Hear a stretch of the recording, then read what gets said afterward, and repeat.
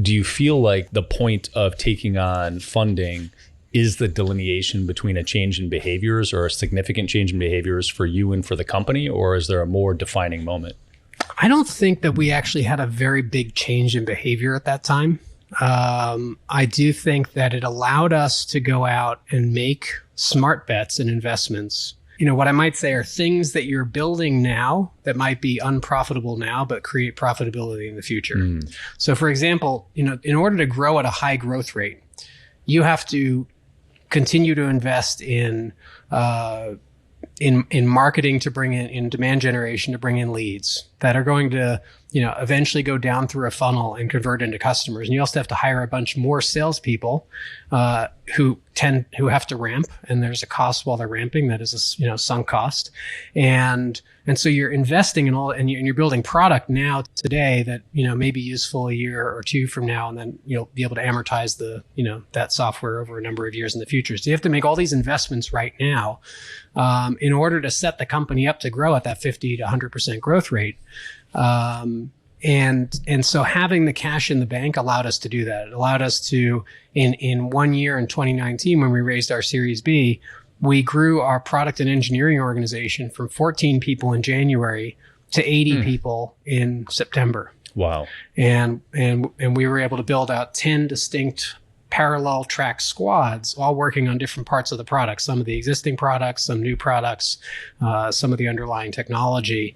And that was able to, really allow us to, build a competitive product in the market. And now we've arrived at a point now where we're, one of 3 companies that really matter in the space. And had we not made those choices, we would have been left behind for sure. Generally speaking, things remained the same, just at scale. Years later. The foundation of the company was always a culture around, kind of using 15.5 as a lab for ourselves of this vision of the future that we have, that we wanted to see more in the world, which is companies that win in the marketplace by supporting their people and thriving rather than at the expense of them. I think more often than not, even the language that we use, that things that really irked me or rubbed me the wrong way was when people would call their people their greatest asset, right? So you look up the definition of asset, it's something that can be owned or controlled to create value. Who wants to be an asset? Right?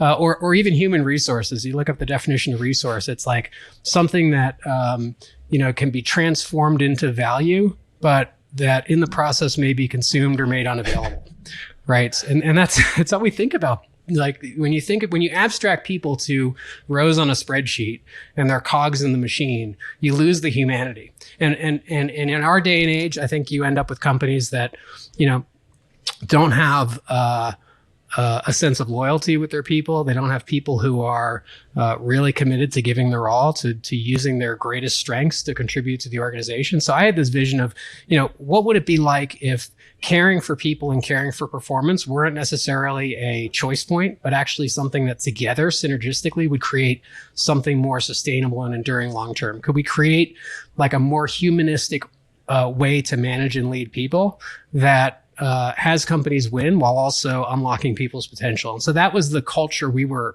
experimenting with inside of 15.5. And we've done all sorts of really interesting things in terms of our benefits. Like, prior to this call, you'd asked me if I've ever been to Burning Man. At one point, we were giving away free Burning Man tickets to anyone who'd never been, because we realized that was an experience that myself and some of our co-founders had that, kind of shifted our perception of the world in a very positive way. So looking for opportunities to help people, kind of broaden their horizons and learn and grow and develop themselves, while also making sure we have, and necessarily have very, very high performers who can execute in their roles.